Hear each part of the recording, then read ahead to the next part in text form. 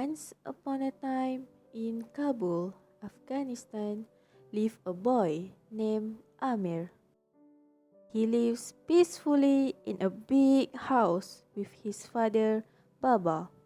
Amir always plays with his servant son, Hassan, who is of a minority ethnic Hazaras.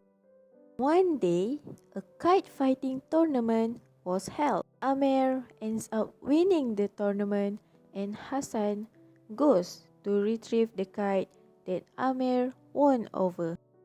In a desperate attempt to get the kite, Hassan ends up being assaulted by Asif. Amir did witness the assault, but he did nothing to stop it and he was rocked with guilt. Feeling guilty of his action, he began to avoid Hassan and even accused him of stealing his money. Shortly after, Hassan and his father Ali moved out of the house when the Russians invade Afghanistan. Amir and Baba flee to Peshawar, Pakistan, and then to Vermont, California. Amir settles down in a rundown apartment and Baba starts working at a gas station. Amir eventually enrolls in writing classes at a local community college. Baba and Amir supplement their income by selling used goods at a flea market in San Jose every Sunday. Amir meets fellow refugee Soraya Taheri and her family there. Soraya's father, a high-ranking officer in Afghanistan, who is dismissive of Amir's literary ambitions. Baba, on the other hand, is diagnosed with terminal oat cell carcinoma, but he can still do Amir one last favor. He asks Soraya's father for permission to marry her. He agrees, and then Amir and Soraya marries. However, Baba died shortly after. Amir and Soraya discover they are unable to have children, and in between the years, Amir launches a successful novelist career. Amir receives a phone call from Rahim Khan, Baba's friend, who is dying of an illness 15 years after his wedding. Rahim Khan invites Amir to visit Pakistan.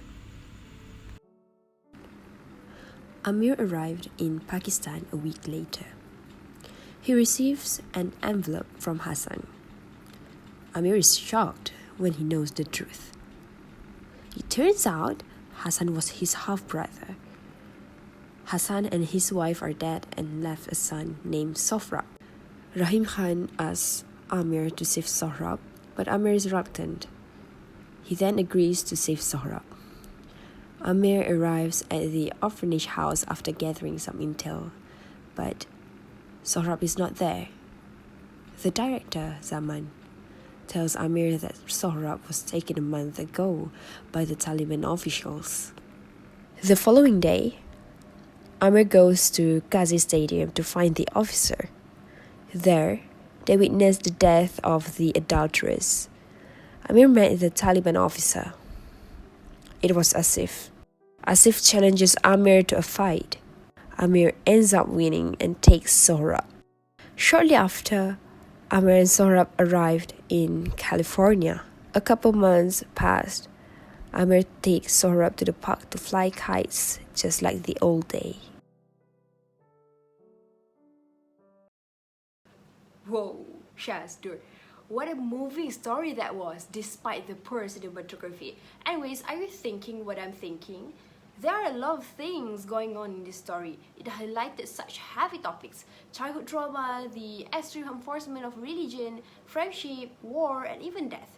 The issues that are concentrated in this movie should be talked about. What do you think, Shaz? Oof, I have a lot in my mind, especially Hassan. Hassan endures sexual assault, bullying, and mistreatment from Amir, as well as the loss of his mother and Ali, separation from Baba and Amir, and living in an unstable environment. Despite the fact that he isn't present for much of the novel, the trauma doesn't seem to have much of an impact on him based on what I read. And that's why I believe Hassan's childhood assault was super underlooked. We can see that he only stays in his room after the assault and neglecting humans' company. And in a kid's mind, he's probably confused by the entire situation. As a kid, I believe it must be hard and confusing to process the assault itself. As a kid, you're still developing as a person, learning what is right and what is wrong. And it's hard for them to rely on someone when they don't even understand the dire situation they're in. Therefore, what Hassan went through should never be underlooked, because the trauma a person went through will bring who they are until when they're older. Although in the book, it doesn't really state Hassan's future, I believe the horrible assault, any horrible assault any kid went through should never be underlooked. Poor Hassan, but you know what? I think Amir also suffer from trauma because of that event. Now, I know that he is one of the cause for Hassan's suffering, and he might as well be a contributor. But we must remember that he is but a child. Assault is something scary to even witness as an adult.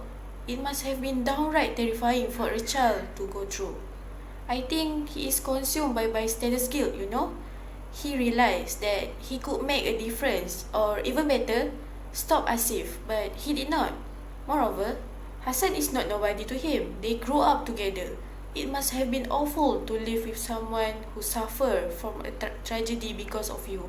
The guilt hit him every time he looked at Hassan, and the only thing a child could think of to make himself feel better is to avoid the cause of his discomfort. But that's not how guilt works, and it is gonna follow him even when he's away in California. That one event changed his life, and to make it worse, he doesn't even get to resolve the issue with Hassan. That's why I think he is trying to redeem himself by finding Sohrab. Don't you think so? Yes, indeed, I agree with both of you, Syazana and Durrani. Indeed, childhood trauma is the central issue in this movie, and the trauma affects both of them. I just want to recall Syazana's point where she said Hassan's trauma is underlooked. I completely agree, because neither the author nor the movie really address Hassan's situation, because we know that what Hassan has been through should be addressed, and we can see that it is really easy to ignore a child's trauma, because we often assume that the child will be okay as the time progresses. However, we never know the outcome. It may tarnish this child's soul forever, and they become afraid to speak up because they tend to be ignored, so they just doesn't care about that anymore. And therefore, any form of assault or trauma that happens to anyone, regardless of their age, should immediately be addressed to prevent any unpleasant outcomes in the near future, right? Okay, what about other issues? I've had my thoughts of extremism of beliefs, and in the story, extremism can be seen through Taliban's depiction of abusing their power as an advocate of Islam. Baba once said, "God help us all if Afghanistan ever falls into their hands," in the story. And this is referring to this Taliban's self-righteousness and hypocrisy. And Baba was right. Taliban do not adhere to the teachings of the Quran, but rather uses its interpretation of the Quran for their own agenda. They voice out Allah Akbar in the name of God, however violating every teachings in the Quran. They abuse their power by advocating physical violence, violating basic human rights such as destroying people's property and treating women poorly. And overall, we can see the blatant hypocrisy they have. I definitely believe that these teachings of Islamic religion that are being depicted by the Taliban are extremely harmful. The Taliban advocates for brutality and are more focused on mocking and sneering at sinners. And this is deeply problematic, as although each religion never advocates for hypocrisy. As a fellow Muslim myself, I realized how big of an issue this is. When I was a child attending an Islamic school, I noticed that the teachings were rarely based on love for God, the commitment to chart your life course according to God's will. And as a Muslim growing up in Malaysia, it is unavoidable that you will be scrutinized by others who will point out your sins. As I've matured, however, I've discovered that the path to God is itself harmonious and grounding. The contrast of what I learned as I grew older and what I learned for myself is quite different. Like I said, the Taliban practices hypocrisy, and that is why I believe the Taliban's extremism of belief will subsequently have a detrimental effect on one's relationship with God.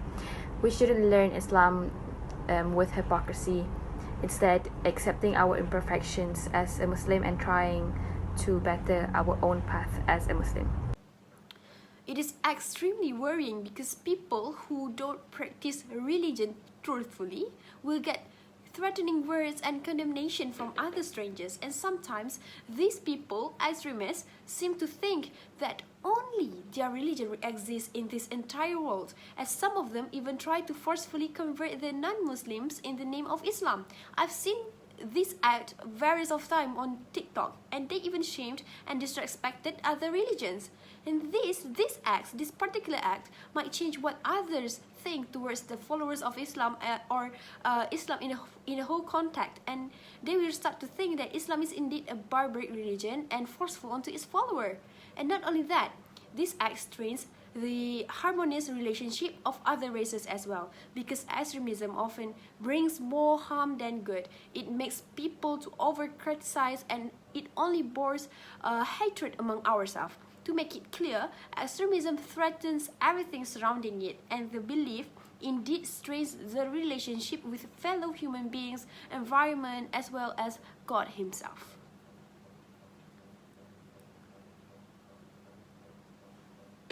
I know, right?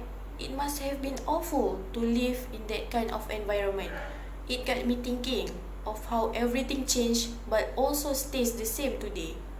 We might think that nowadays, people have been more understanding and accepting of each other's difference, but we can help it. Even myself, when I saw something that is out of the norm from what I am used to, I might have some kind of thought in my mind that what they were doing is wrong, or that my way is the superior one, you know?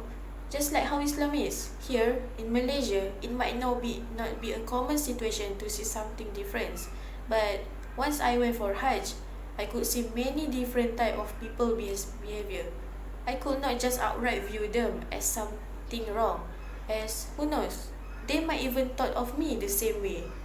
I know that we must not judge someone merely from their action, as there are many other factors to consider, like their upbringing, their environment, or even the influence around them. Everyone have different perspective of an issue, but I think that no matter what, using violence should not, and I repeat, must never be justified, especially in the name of religion. No religion would ever condemn violence, and Islam especially, it is stated in the Quran that we must not abuse those whom they worship besides Allah. If that is what Islam view on other religion, what's more to Islam itself? What they are doing in the book is not protecting or keeping Islam holiness. It is just an oppression on religious minorities. Reading the Kite Runner truly opened my eyes to the problem faced by people on the other side of the world, and that even with all our differences, something is just a universal problem.